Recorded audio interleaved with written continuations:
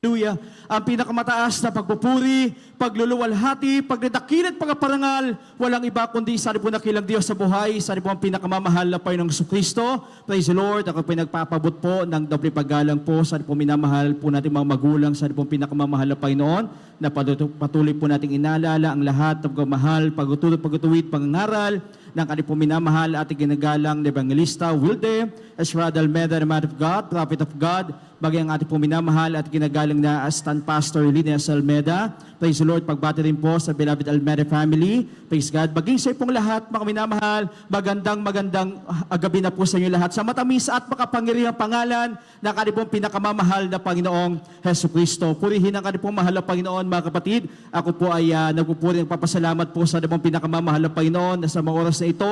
Ako po ay muli po nabigyan ng pagkakataon ng pribilehiyo upang akin pumapasalamatan, maluwalhati at dakilang pangalan ng ating pong pinakamamahal na Panginoong Kristo. Praise the Lord.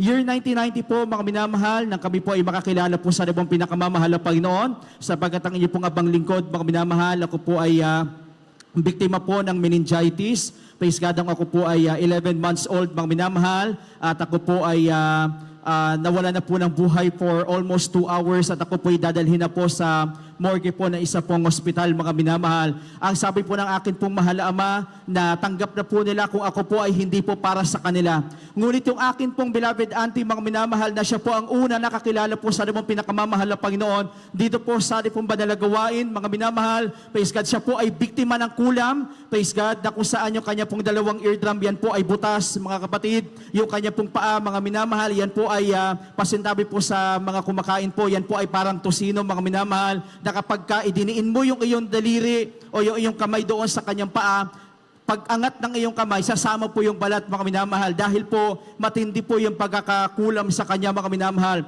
Ngunit dakila ang aling pong pinakamamahal na Panginoon. Praise God, sapagkat siya isa po siya sa naabutan ng salita ng aling pong pinakamamahal na Panginoon, na bahaginan po ng kabutihan ng aling pong nakilang Diyos. Praise the Lord.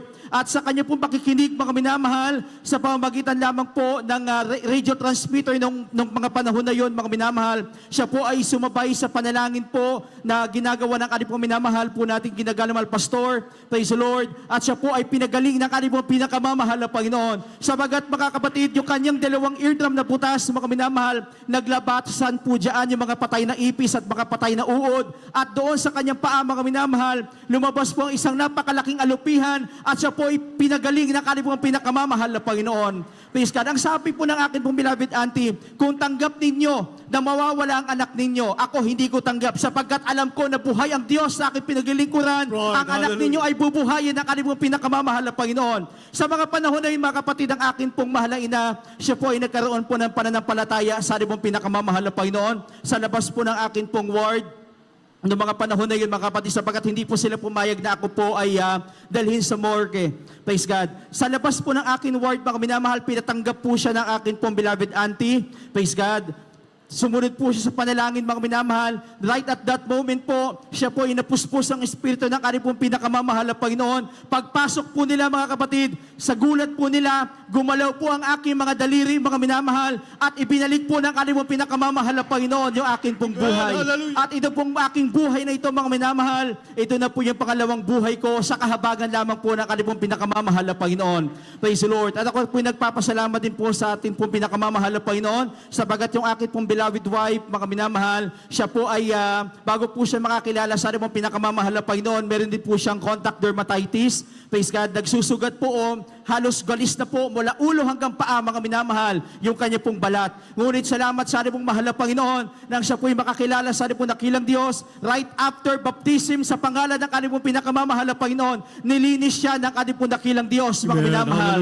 Praise the Lord. Nagkaroon din po siya ng dengue, mga minamahal ko, mga kapatid. Praise God. At siya po pinagaling po ng ating pong mahal na Panginoon na wala pong gamot. Praise God. At ito po yung naging kaparaanan na yung kanya pong mahal na kapatid, yung aking pong beloved sister-in-law, ay makakilala din po sa ating pong pinakamamahal na Panginoon. Sapagat yung aking pong beloved sister-in-law, mga minamahal, siya po ay miyembro po ng kulam, ng kulto, mga kapatid. Siya po yung member ng kulto, mga minamahal, na kung saan lagi po siya naglalaslas sa kanyang pulso. Gusto niya, lagi lang po siya nasa madilim, mga minamahal, at doon lang po siya na lagi lang siyang may binabasang libreta, mga minamahal, na mga Latin phrases. Praise God. Ngunit salamat sa ating pong pinakamamahal na Panginoon, dahil sa himala ng ating pong nakilang Diyos, sa kanyang nakita at nasaksihan, mga minamahal, nakakilala siya sa ating pong pinakamamahal na Panginoon. Siya po ay nabautismuhan sa tubig sa pangalan ng ating pong pinakamamahal na Panginoon Jesucristo. Siya po ay pinalaya ng ating pong pinakamamahal na Panginoon. Purihin ang ating pong nakilang Diyos. At yan po yung naging kaparaanan, mga minamahal, na kami po tatlo sa kahabagan po ng ating pong nakilang Diyos, kami po ginagamit po sa gawain, sa banal o basa ng ating pong pinakamamahal na Panginoong Jesucristo. At nagpapasalamat din po ako sa ating pong nakilang Diyos during COVID time, yung akin pong mahal na asawa, mga minamahal, siya po ay nagkaroon ng pneumonia.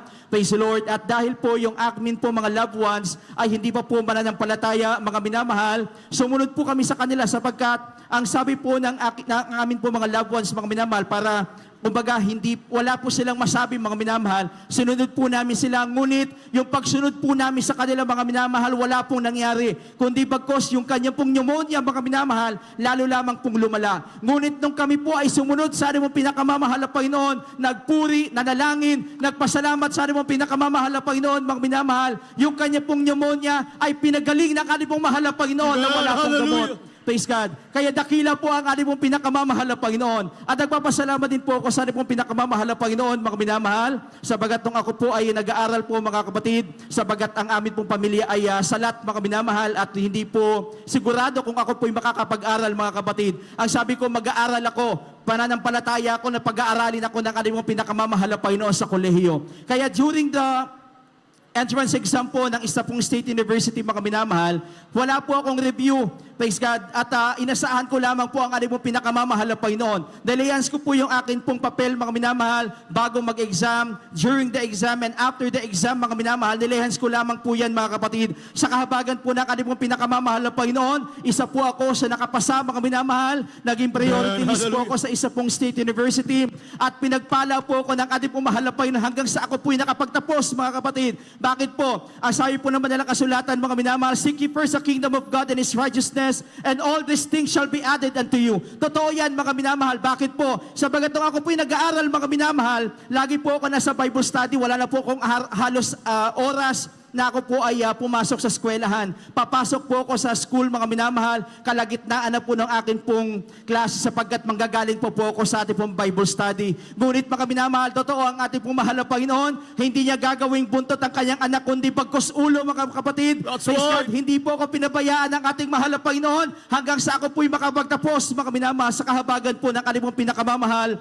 na Panginoong Jesucristo. At kung ako po'y magte-take na po ng board exam, mga minamahal, dahil po kayo nagtuturo noon sa isa pong Korean school na ang amin pong klase po is from 7 o'clock in the morning till 9 o'clock in the evening, mga minamahal, wala na po akong time na makapag-review. And on the day of the exam, mga minamahal, ang ginawa ko po, yung akin po mga gamit, mga minamahal, yung pencil, yung mga envelopes, mga minamahal, yung mga papers, ipinalihans ko na lamang po yan, mga kapatid, sa ating po mga beloved preachers ng mga panahon po na yan. Praise the Lord. At ang nangyari po, mga minamahal, on the day of the exam, ganon din po yung ginawa ko, nilihans ko lamang po yung akin pong papel before the exam, during the exam, and after the exam, mga minamahal. Ngunit po, ang nangyari po sa akin pong papel, napunit po yung akin pong answer sheet.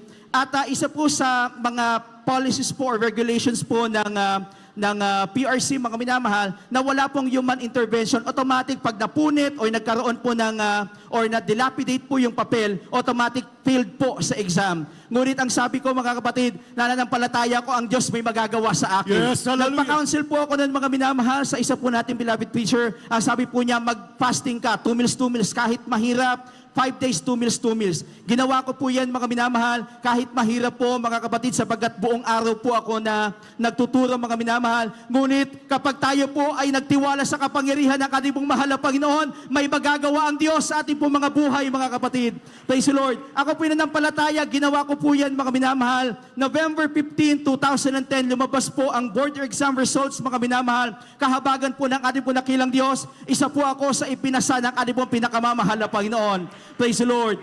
Nang sabi ko, nung nakaraan naman po, mga minamahal, na ako po'y magte-take na po ng aking pong masters.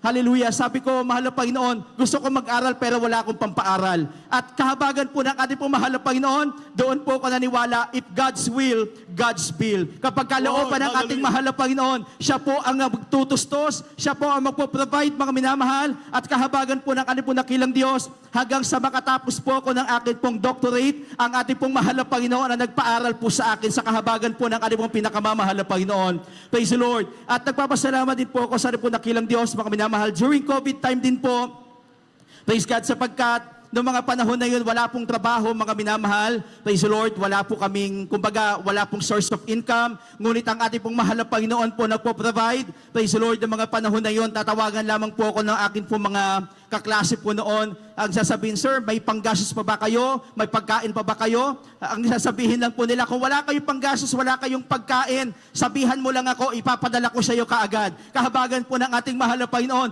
during COVID time, hindi po nawalan laman ng amin pong rep, mga minamahal, sabagat provided po ito ng ating pong pinakamamahal na Panginoon. Praise the Lord. At nagpapasalamat din po ako sa po nakilang Diyos, mga minamahal, year 2022 po, mga kapatid. Praise the Lord. Ako po ay 3 years pa lamang po nang ako po ay nagtuturo po sa isa pong maritime school.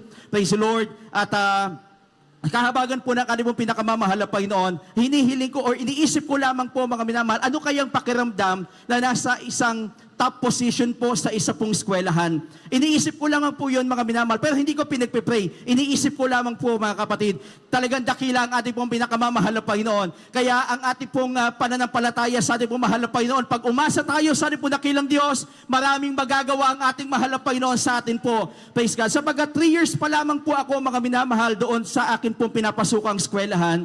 Praise the Lord. Na-promote po ako as Assistant Vice President for Quality Management. Praise the At Lord. the same time Hallelujah. po, mga minamahal, naging Head for Research and Development, kahabagan po ng ating pong pinakamamahal na Panginoon. 2 posisyon at the same time po. Ngunit, mga minamahal, hindi po pala yun ang kalooban ng ating pong mahal na Panginoon. Praise the Lord. Kapag may pinagawa po sa ating pong pinakamamahal na Panginoon, lahat po yan iiwanan po natin, mga kapatid. Kaya, noong panahon po na yun, mga minamahal, hindi na rin po ako naging masaya sa akin pong posisyon. Ang sabi ko, mas masaya na nasa gawain na ng ating pong pinakamamahal na Panginoon. Kaya mas humaba po yung oras, mga kapatid. Iniwanan ko po yung akin pong magandang trabaho, mga minamahal, at nag-focus na lamang po sa gawain ng ating pong pinakamamahal na Panginoon. Kahabagan po ng ating pong dakilang Diyos, mga minamahal, hindi po nagpabaya ang ating pong pinakamamahal na Panginoon. Ang ating pong dakilang Diyos ang nag-provide po sa lahat po ng amin pong mga pangangailangan. Kaya tunay na dakila ang ating pong pinakamamahal na Panginoon.